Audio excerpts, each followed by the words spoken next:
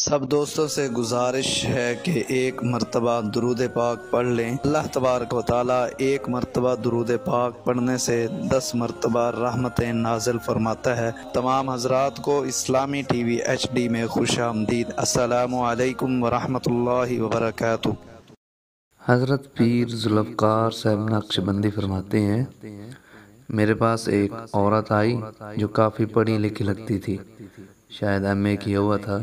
اس نے پردے کے پیچھے بیٹھ کر بات کی، اپنے ساس کے بڑے گلے شکوے کیے کہ ناک میں دم کر رکھا ہے، بات بات پر نوک جھونک کرتی ہے، غرض طرح طرح کی اس نے اپنی ساس کے متعلق باتیں کی، اور اس کے ساتھ ساتھ ہی اسے تقریباً آدھا گھنٹہ ہوا ساس کے شکوے کرتے کرتے، اور پھر وہ اس دوران رو پڑی۔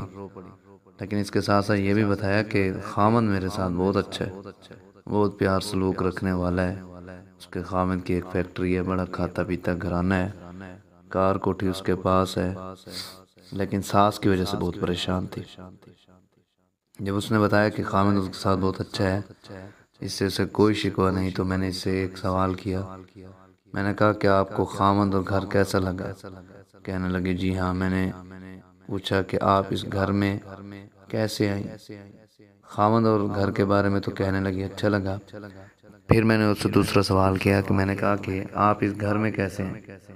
تو کہنے لگی وہ تو میری ساس کی مہربانی تھی کہ میری ساس آئی، میرے گھر آئی، مجھے دیکھا، پسند کیا، بیاہ کر لے آئی۔ اس پر میں نے کہا کہ اس نے تو آپ پر احسان کیا کہ اتنے اچھے گھر میں آپ کو لے آئی، جس میں آپ کو خامند بھی اچھا ملا۔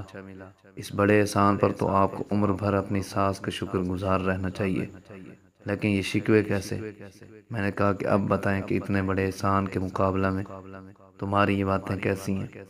کہنے لگی آپ نے تو میرا مسئلہ حل کر دیا، اس احسان کے مقابلے میں تو یہ باتیں واقعی کوئی حیثیت ہی نہیں رکھتی۔ تو اسی طرح ہی ہے، گھریلو معاملات اسی صورت میں ہی نبٹ سکتے ہیں جب انسان ایک میانہ روی سے اختیار کرے۔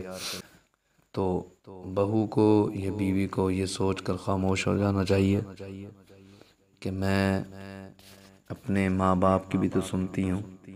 جب ماں باپ کی بندہ سنتا ہے تو بندہ برداشت کر لیتا ہے، تو ویسے ہی اپنے جو شوہر کے اس کے رشتہ دار ہیں، اس کی ماں ہو گئی شوہر کی، یہ شوہر کا باپ ہو گیا، تو اس کی بھی یہی سن کر برداشت کرے اور اللہ تعالیٰ سے مانگتی رہے۔ اللہ تبارک و تعالیٰ بہت جلد ان کے دل نرم کر دیں گے۔ تو اس طرح یہ زندگی کی گاڑی جو ہے چل سکتی ہے۔ اللہ تعالیٰ مجھے اور آپ کو عمل کرنے کی توفیق عطا فرمائے۔